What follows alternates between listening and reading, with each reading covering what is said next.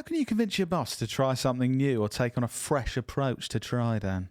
This is a really good question. And this is something that I get asked a lot from marketers who work at brands who are looking to try new things and they need to convince their boss. So I think it's important we do an episode on this to talk about how they can do that. Okay, should we do that? Yeah, let's do Just that. now? Should we just do that? Let's do that. Yeah. But before we do that though, Oh, I want to put this to you. okay. Right. So I head up the sales and marketing for our business. Mm-hmm. If I was to approach you with this new crazy idea, Mm-hmm. you know, it could be like new marketing idea to go in the street and scream Knowlton at everyone or something like, obviously that's mental, but something that's like a bit approved. What? Oh, No. You've got no. Play with me here, Lloyd. Okay. So you got to. So I've said something new, some new crazy idea to you. How would I need to position that, or what would I need to do to convince you, my superior, to authorize that in every way, to authorize that and to let us do it? So I think this will be useful to anchors listening to think what they need to do to convince their boss. So I think you've got to think about 4 questions. Ooh, okay. So I'd be asking, what resource is needed? So because you're coming to me saying, I want to do this, I want to shout Knowlton, but I want 100 people to do it at the same time. That's going to be expensive. Okay. You need 100 people. Yeah. Whereas if you need one person, that would be an easy decision. So I need to understand the resources. Needs to be what resources needed to take on this new approach.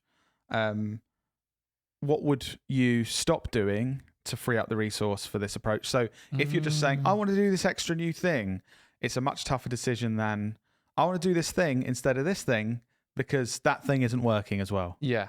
Obviously, being very vague with all these examples. No, but that makes sense.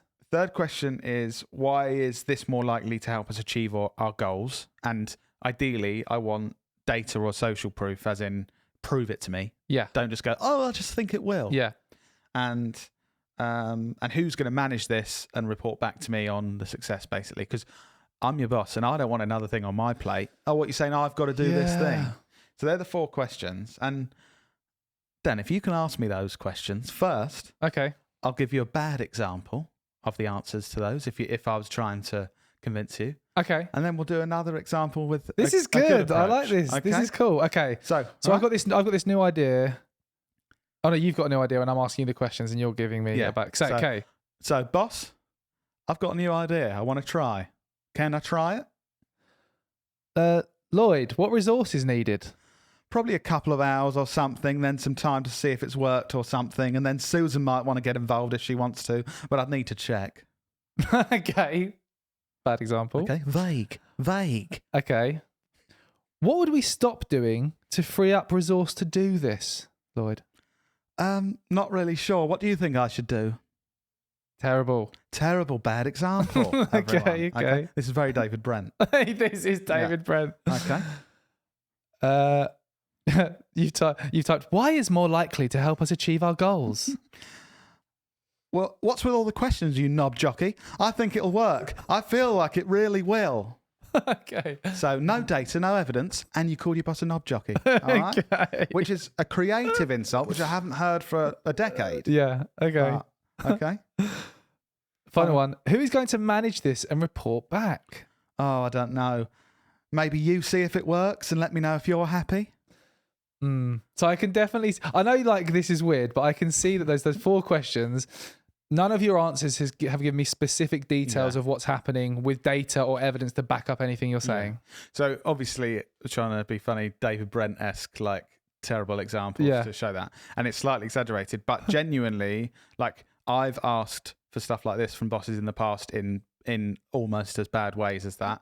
Lots of people have come to me over the years with that kind of thing. Yeah. And it's just that it's not thought out well enough yet to convince anyone to do it. You need to get to that point where you've got answers to all these questions so that you can be in a strong position to convince them. Because basically, if your boss listening to that is thinking they don't really have a plan, they're not really sure who's going to do it or how much it will cost, and it kind of looks like it's just going to be more work for me, and all those things sound rubbish. Yeah, that's a lose.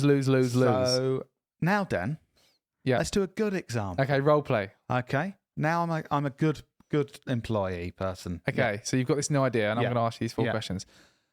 What resource is needed? Susan needs 2 hours each Thursday. I'll need an hour each week to keep an eye on things and report results. I'll be looking to test this for an initial 8 weeks, starting at the beginning of June. That is very specific and easy for me to understand what resource needs to go into that. Sounds like I've really put time into actually planning this and making sure it's going to work. Yeah. This is actually really good. Okay. This is good. Okay. Next question, boss. Next question. What would we stop doing to free up resource to do this? Well, Susan has the time and she's just finished the Scotch egg project, which frees up 2 hours per week. It may be tough for me to find time, but I'm willing to make sure it works to prove the success. And then once we can prove it works, we can warrant paying for the extra resource in the long term, but the cost will be covered by the project. Scotch egg project. Yeah, Susan just finished that. So. What is that project? I'm intrigued. It's mainly around Scotch eggs. Yeah, okay, cool. Thanks. But no, again, you've really thought about this and checked that there's resource that can be... I have. Yeah, well done. Third question. Yeah, yes, boss. Why is it more likely to help us achieve our goals? I want data or social proof. Okay. Well, the data from this reliable source says that it's way outperforming our current approach. And I've also read that this generic trusted company have done this and achieved a 5 times return on investment. Wow. Yeah. So that's some good evidence there to show me that it works. God. Cool. Any more questions, boss? Final question. Yeah. Who is going to manage this and report back? Well, I'm actually happy to manage this, and I've already discussed it with Susan, who's ready to take this on if it's approved. I can send over weekly reports, and I'll schedule in an hour with you after 8 weeks to look at results and discuss future plans. That is a really good answer. This is really good. Are you convinced?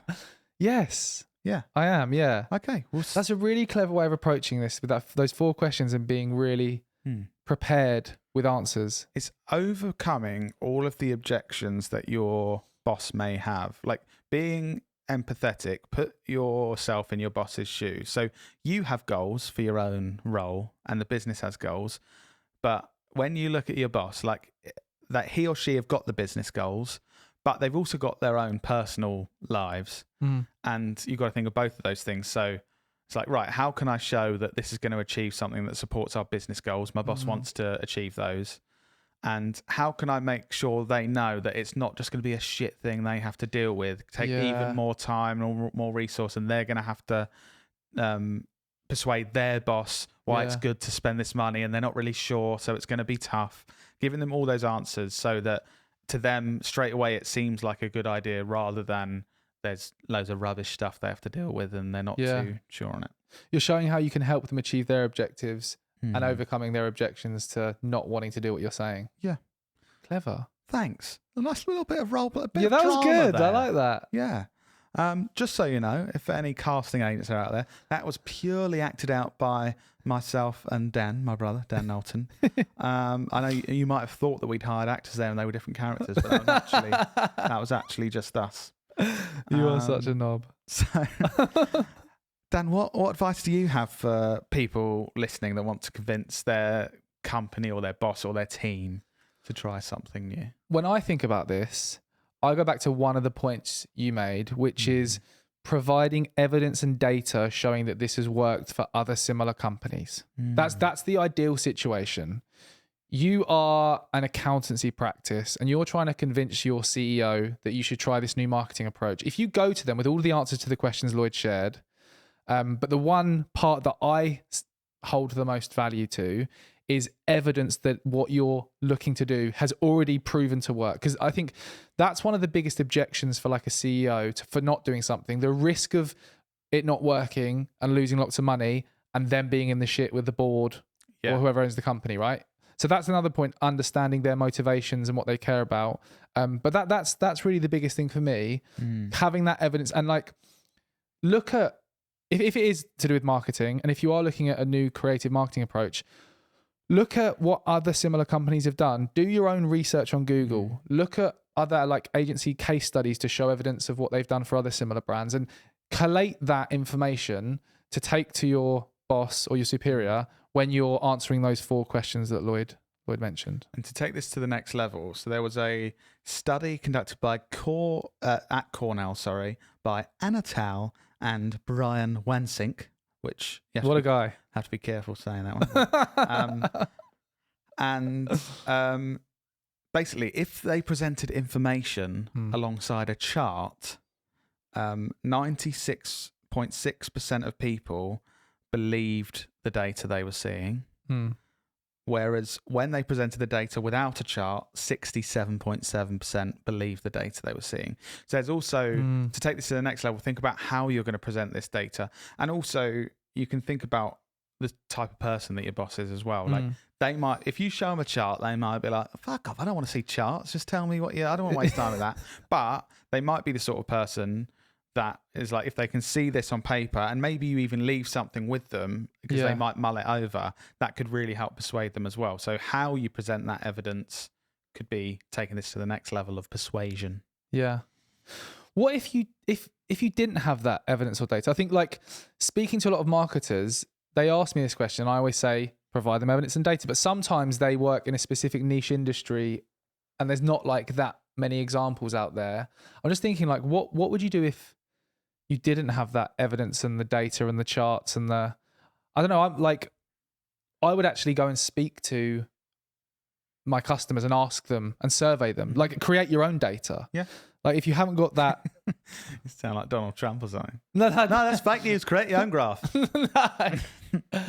Conduct your own research to actually ask your customers, or like, you can create a survey on like SurveyMonkey and send it out to a number of your customers and ask their feedback on, if you saw this approach, or if we were trying to communicate with you in this way, how would you respond to that compared to what we normally do? Another angle is you have an approach that you're currently doing. You've got to be careful this doesn't seem too negative, but you may have data that shows the current approach isn't working. So say if you're running a marketing campaign, you might not have the data behind someone in your niche industry having success with a particular approach you want to try, but you may have the data from the current approach, and you can put it in front of them and say, what we're currently doing is spending £4,500 a month on this, and we're currently seeing £120 return. So that's not working. So it's probably worth the risk of trying a new approach. I do think you make a really good point that you have got to be really careful that you don't sort of call people out within the company in a negative way. Like, I've experienced this before when speaking to companies and brands and asking them detailed questions in the discovery phase, like, what are you currently doing with your marketing? How is it performing? Who's in charge of that? And sometimes you ask all these questions and you basically find out that they're spending loads of money and whoever's in charge is doing a terrible job and they're not getting many results.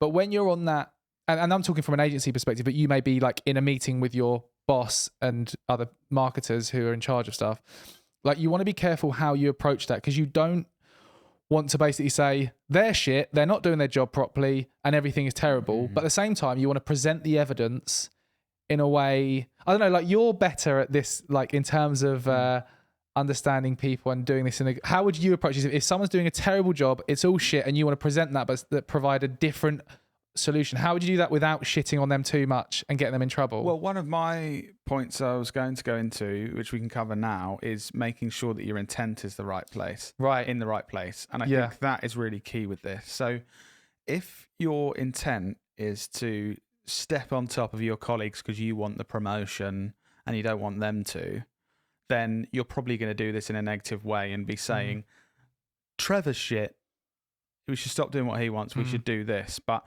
if your intent's in the right place and actually you're thinking, right, these are the business goals, I want to help the business do this, I want to do the best job I can, and you're thinking, I'm a bit concerned that the activity Trevor's currently working on really isn't adding much value to the business, I think you can then, firstly, you can try and work with Trevor and express your feelings of, looking at the data and stuff, not saying you're shit, but looking at the data, it doesn't look like we're getting much of a return. Do you think we should consider something like this? Yeah. And open it up with Trevor. But also, you can have that conversation with your boss and you can say, look, Trevor's a nice person. I think he's really good and could add a lot of value. But I'm worried what he's working on isn't necessarily the best way the business can get value from his time, because it doesn't seem to be getting the return we want it to. I liked the way that you approached Trevor. Because, like, listening to what you're saying, it doesn't feel like it's an attack. It was like, Trevor, looking at the data, it looks like this isn't quite working how it should. Do you think? And it's like asking them, you already know what you think. You're not saying this is your shit. It's looking at the data. Do you think that that's achieving as well as it could based on? So I think that's a really good tip. It's not him. You're saying, It's the data. It's not you, Trevor. It looks like this isn't working, and you could be providing a lot more value. Basically saying, because you're really good, so surely you want to be working on stuff that's really working. And yeah, I think that's you. We're all humans and we have feelings and we don't want it to be hurt, and so you do have to approach things in the right way. And again, you can judge it on personality. Some people just want it frank, and if you go, Trevor, that stuff's getting so many shit results, like, why don't you try something new? Maybe you have the relationship with Trevor and that will work. But I think most of the time it's more look at the data and approach it gently, and also not rushing into things. Like, talk about that, then 2 weeks later bring it up in a small meeting with people you and Trevor trust, and then another month later, then maybe you go to your boss and say, I've been starting to discuss this with the team, and Trevor, I am a bit concerned that this isn't quite working. I think this approach could be better. And that's when you have all of your stuff ready to communicate. It's really interesting. I feel like all of these points we're making really tie back to those 4 key questions that you said at the start. I feel like did you just make that up, or did you find that somewhere? Oh no! When you said, "Did you just make it up?" It makes it sound crap. But I get what you. No, did you invent that? Yes. Yes. Okay. I'm the inventor of the 4 persuasion questions. Yeah, that's Lloyd clever. Knowlton 2023. Is there any other tips or suggestions around either those 4 questions or things that people listening can do to convince their boss to try something new? I think I mentioned it very briefly, but deciding your approach based on your boss's personality. So thinking, you've got to be empathetic here and put yourself in their shoes. Are they a risk taker, or do they hate risk? And you position things differently there. If they're a risk taker because they're kind of an entrepreneur and they like taking risks, you can position things more as, look, we're taking a bit of a punt here, but if this works, take some risk. We could get 10 times the return. Or if your boss really isn't a risk taker, it's going to be more like, it's not going to be risky. Weighing up, like, this won't be risky, but what's currently working sounds risky. They're currently doing sounds risky because we're not getting the return. Whereas this, it looks like from other data, we could get a better return. And then ask, what do they value? We, in the agency nomics book, all about running an agency, it sort of puts people in personality profiles as clients, and it's like some of them like the fame, so they want to win like awards and stuff for their work. Some of them just want you to make their lives easier, and they don't care about anything else. There's the schmoozer, where they like being schmoozed, isn't there? From exactly. Memory. And some people kind of like the perks of the job, so you're going to take them out. And this approach, like, maybe if we, this marketing approach, we're going to sponsor Wimbledon. You get free tickets to Wimbledon. Your boss might really value that, or your boss might not give a shit about tennis, so you're not going to go down that route. But yeah, I think also the way you approach it with their personality. So are they the sort of person that really values a quick informal chat and they don't want their time wasted? They trust you. They don't want you to put a presentation together, but they'll really value if you've got the answers, that kind of approach. Or are they the sort of person that they really want to see you've put the thought and effort into this, and it makes sense for you to put together a pitch deck, basically, to be like, right, here's all the data, and they will happily sit half an hour to watch you talk through that because they really value that more formal side of things if they're going to make a decision. I'm trying to think about us and our business. I think over the years, we've got a lot better at convincing each other of our opinion. I think when we started, and I'm just trying to like self-analyze now, when we started out and we hadn't had much experience working closely together, this is kind of how it went. I'd have an opinion on the direction we should go with something. Lloyd had an opinion. We'd sort of have a bit of a like, no, this is the way, and have a bit of an argument, and then be stressed with each other and not talk to each other all afternoon. And that was the kind of where we started. I'd be wearing a suit. Lloyd would be wearing a suit. Lloyd would be wearing a suit in our parents' spare room. Now I feel like we're really good at, even if we have completely opposite, like even I'm thinking, I won't give the specific details, but recently the direction of one of our pitches to a client, I thought we should go one direction. You really thought we should go a completely different direction. And I kind of listened to you and your reasoning. And then I thought, actually, yeah, you are right. That probably is better. But I'm just trying to think, like, what have we done to be able to get to the point where we are better at communicating with each other and convincing each other of the best direction to go in, rather than like fighting each other? With that example, there were details where I basically said, I think this thing that you've included in the approach is going to put another obstacle in front of you to create a sale. And obviously, like, that was my motivation. You did that thing. I'm talking about? I did that thing. Like, your motivation is to get the sale, and I spotted something that I thought would be harder for you to get the sale. Yeah. So I guess I communicated that straight away. And that was my genuine opinion. But I think what we used to do with our communication, I'd just say, I don't think you should do that. And you'd say, I think I should. Yeah. Whereas now it's more like, quickly, if you do that, I think that's another person that needs to sign this project off. So that's going to be harder to sell. And then you're like, yeah, I don't want to bring in another person. I don't want it to be harder to get the sale. So I agree with that approach. I also think another thing with us is, over time, our trust in each other and our opinions is even more. So if one of us is saying their opinion, it's far more likely the other one will listen because we trust each other. We've got the evidence from the last 6 years or whatever. And also, once you work with someone for a long time, the evidence that we have with our relationship is when we do it my way, it works. So, why not? No, I'm joking.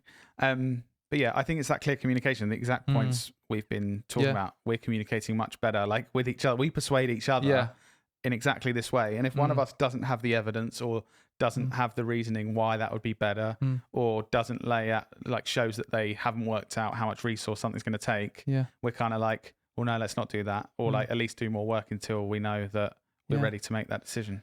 I think this has been an interesting episode. I'm definitely going to send this to anyone who asks me that question, because I really like that. I didn't know about this 4-part structure before this. So, yeah. The Lloyd Knowlton 4-part structure. We need to brand it. Is that what we're going to call it? Nah, it sounds rubbish. Let's just call it Frisbee. Is that an acronym for something? Yeah. Go on. Ferocious Risk Intent Barometer. Rarely entertaining. I think it's time we should end the podcast, Lloyd. Education. Thank you, Anchors, for listening to this episode. If you found this useful, please do tell other people about it. Also, please leave us a review. We really appreciate it. Whatever platform you're on, please leave us a review. It helps more people discover the podcast and learn new things about marketing.